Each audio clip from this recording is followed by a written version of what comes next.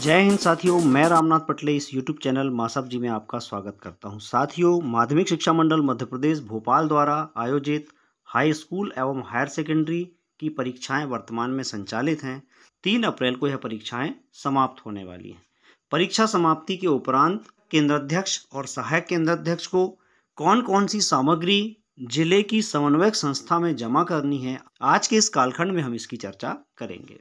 सम्माननीय साथियों, माध्यमिक शिक्षा मंडल मध्य प्रदेश द्वारा आयोजित होने वाली हाई स्कूल तथा हायर सेकेंडरी परीक्षा में हमने जिन जिन सामग्रियों का प्रयोग किया है, उनमें परीक्षा केंद्र पर आयोजित परीक्षाओं के प्रश्न पत्रों के लिफाफे, प्रश्न पत्रों के लिफाफे को परीक्षा समाप्ति के उपरांत क्या करना है, इस निर्देशिका में इस बारे में कुछ नहीं कहा गया है, लेकिन लोक शिक्षण संचालनालय के एक पत्र के अनुसार इन खाली लिफाफों को तथा शेष प्रश्न पत्रों को 6 माह तक हमें सुरक्षित रखना है तथा 6 माह अवधि पूर्ण होने के उपरांत हम प्रश्न पत्रों को निकालकर खाली लिफाफों को जला करके नष्ट करने के इसमें निर्देश हैं। लेकिन कम से कम 6 माह तक हमें इन प्रश्न पत्रों के खाली लिफाफों को तथा शेष प्रश्न पत्रों को सुरक्षित रखना है।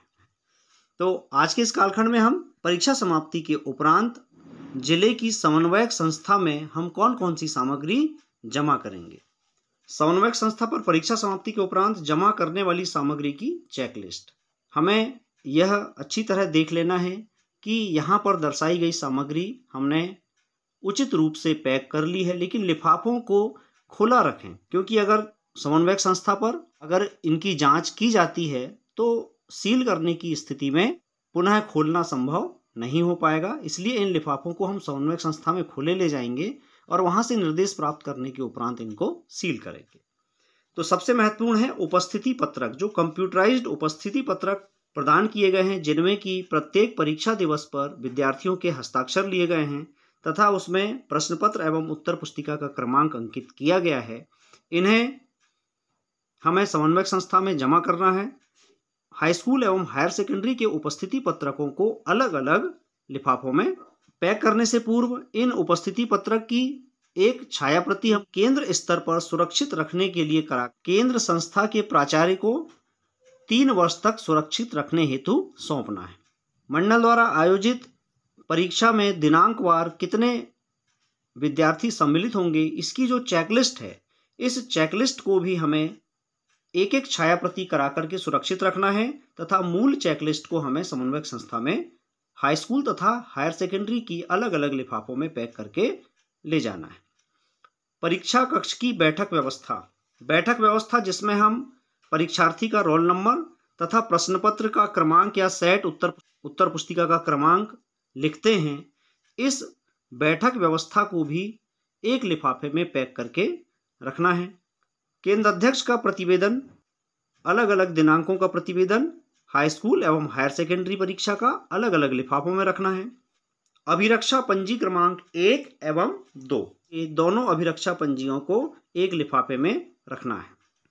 उत्तर पुस्तिका का स्टॉक बुक रजिस्टर, विभिन्न प्रकार की उत्तर पुस्तिकाएं आपको जितनी संख्या में मिली हैं, उसका स्टॉक बुक रजिस्टर, जिसमें कि प्रयोग की गई उत्तर पुस्तिका तथा शेष बची हुई उत्तर पुस्तिकाओं का विवरण होगा, इस रजिस्टर को भी हमें समन्वयक संस्था में जमा करना है। अकाउंट लेजर अथवा केंद्र अनुदान राशि का उपयोगिता प्रमाण पत्र मंडल को सीधे प्रेषित किया जावे। साथियों, यहाँ पर यह महत्वपूर्ण बात है, अकाउंट लेजर यानी परीक्षा के दौरान होने वाले विभिन्न व्ययों के लिए हमें अकाउंट लेजर का संधारण करना है। तो यहाँ पर मंडल द्वारा प्रदान की गई राशि अगर परीक्षा संपन्न कराने के लिए पर्याप्त हुई तो आपको केवल केंद्र अनुदान राशि का उपयोगिता प्रमाण पत्र मंडल को सीधे प्रेषित करना है। इसकी 3 प्रति मूल रूप से अपने हस्ताक्षर से बनाकर रखें, 1 प्रति मंडल को सीधे प्रेषित करें, 1 समन्वयक संस्था में जमा करें तथा 1 प्रति सुरक्षित अपने पास आगामी 3 वर्ष तक सुरक्षित रखना है। अगर केंद्र अनुदान राशि परीक्षा संपन्न कराने के लिए पर्याप्त नहीं हुई और अधिक खर्च हुए हैं, ऐसी स्थिति में हमें अकाउंट लेजर सीधे मंडल को प्रेषित करना है। अकाउंट लेजर की छाया प्रति भी अपने पास सुरक्षित रखना होगा और अकाउंट लेजर भेजने की जो समयावधि है, परीक्षा समाप्ति के 1 माह के अंदर हमें अकाउंट लेजर या उपयोगिता प्रमाण पत्र मंडल को भेज देना है। उत्तर पुस्तिका का पंचनामा।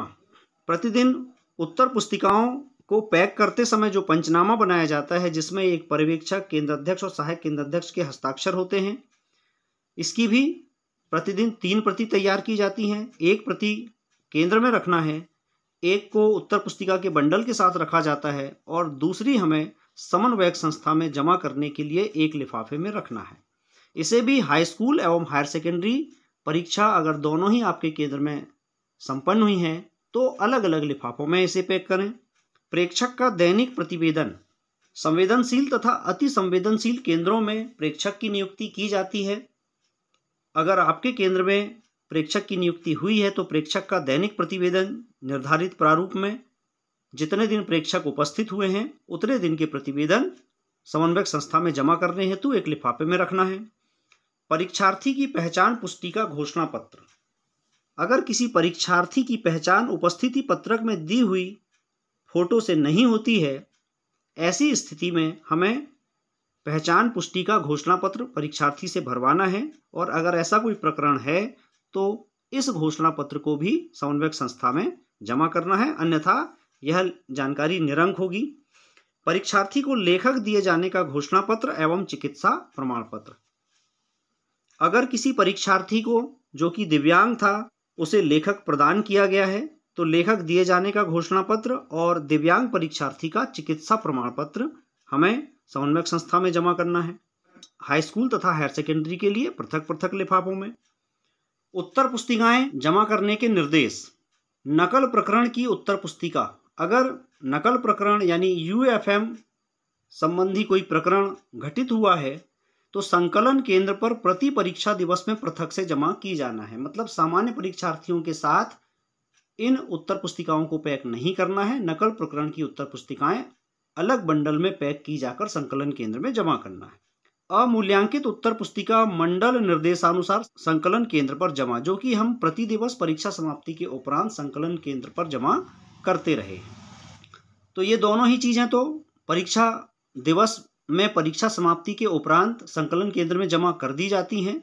मंडल द्वारा यहाँ पर विशेष निर्देश दिए गए हैं कि उपरोक्त सामग्री में से कोई भी सामग्री अधूरी अथवा प्राप्त नहीं होती है, या तो अधूरी प्राप्त होती है या प्राप्त ही नहीं होती है तो संपूर्ण उत्तरदायित्व केंद्राध्यक्ष एवं सहायक केंद्राध्यक्ष का होगा।